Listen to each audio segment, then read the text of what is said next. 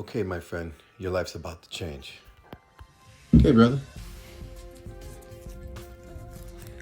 Oh my gosh. Wow. Wow. Oh my God. What? That's incredible. Oh, you gotta trust the process. You really do.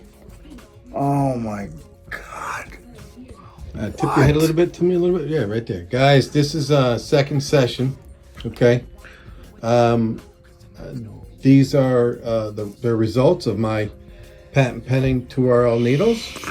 You can see the edge is really soft, and he'll need obviously a third session. But as you can see, the replication is flawless. Where it transitioned everything in. This is what real replication looks like, guys. You don't want to ever overdo it.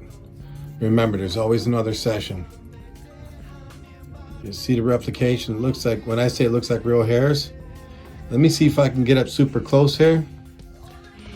All right, move slowly to the right.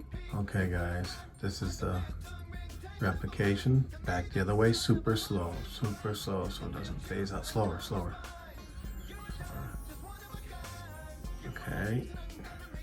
I'm gonna try to get maybe even closer, real slow. Guys, this is hyper close. That's what my true follicle SMP needles do, my friends.